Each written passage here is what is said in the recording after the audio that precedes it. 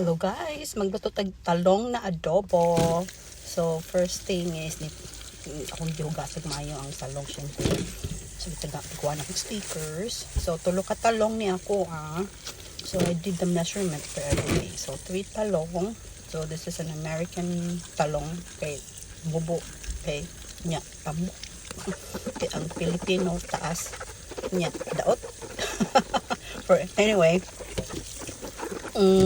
so akong hugasan ng talong.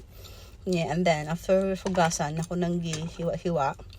So ingan niya ko paghiwa para daghan siya tanawon. And then para pud maluto maayo. So ako siyang upat ka hiwa. So and then inighiwa na ko. Ako lang gi-separate. So kanang tulo ka talong, ako na siyang gihiwa-hiwa.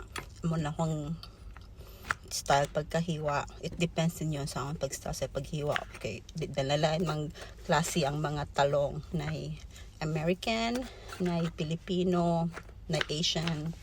Yep. So this one, gagmay pud nga talong, yung mga Thailand nga talong. But anyway, I use this kind of talong kung sa availability ninyo. So akong hiwa-hiwa. And then paghiwa na ko tanan, init na ko og mantika.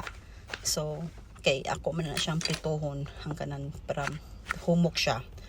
Kay lami man siya kung humok, di ko ganahan gahi-gahi ang adobo. So, kanang talong ako na siyang hiwa-hiwa pagka human yat nag-init na kog mantika. So, it's up to you sa kadagan sa mantika.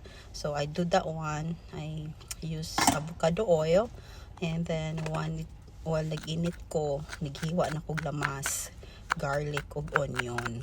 So, ako na siyang gigagmay-gagmay. The more daghan garlic, the more lami.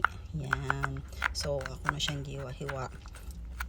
Yeah, make it sure na init ang mantika before ka mulunod sa talong. Kay para dili mo tuhop ang mantika sa talong. Kung init siya, dali ra siya maluto. Kay kung di siya init, basta mo na. Anyway, basta init siya before ni mo ilunod, okay? So kapo explain or maglisod ko explain. So anyway, so naghiwa ko onion na. So it depends of you sa onion. Pwede white onion, pwede pud red. So kani akong gamit puwa. Red. Red nga. Yeah. Colorblind man ko eh. So anyway, so yan, while nainit na mantika, ako nang lunod ang talong. Yan. So while naglunod ko sa talong, nag-prepare na ko sa mga ingredients. So ang mga ingredients sa adobo talong is oyster sauce, soy sauce, o pepper. Yan, gitangan ako og sesame seed, pinalasan, pero og kanang of course onion and garlic. So yan, ako na siyang pamprito. Yan, kung humok na siya like na nagka-color, hindi na siya nahabuaon. See, kita ka sa kumantika, dali ra kayo ni hupas.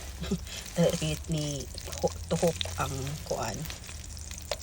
mantika sa talong. So make it sure init yun siya kay para dili siya mahurot ang suyupon sa talong. So anyway, yan, nigluto na sa talong tanan. Naggisa na ko og onion. Unahon din akong onion kay ang garlic man dili kayo siya mapaig. So once mahumok na ang onion, naglunod na ko og garlic. So yan. So it depends of you how many garlic do you need. And ako, ang onion nako katunga sa onion akong butang na. So yan, 1/4 cup na siya na oyster sauce niya. Duha ka scoop na 1/4 na soy sauce niya. Ako ra siyang stirred hantod mo bukal. Tilok din ako mayo. Yan. So hantod mabukal. Pagkahuman, inigbukal na, magbutang na ko og lemon. Yan, usa ka lemon, tibuok lemon akong hiwa-hiwa.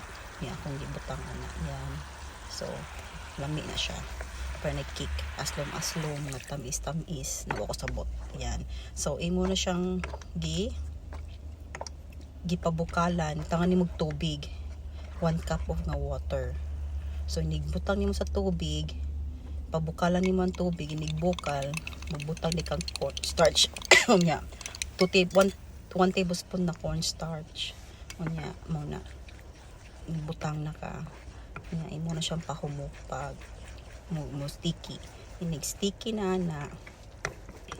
Yan. May bawaan man nimo nag-sticky. So, imo siya hinahinayan ng butang ang cornstarch. Ayaw na siya ibutang daghan kay usually lalo ikay magahi. But anyway, pagkahuman, pag sticky na, nakuha na nako kung gusto nga pagka-sticky. Ako nang gilunod ang talong. My favorite talong.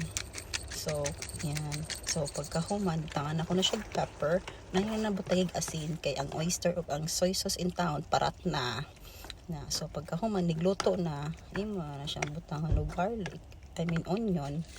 Yes, tangan nimo siya onion. Nya.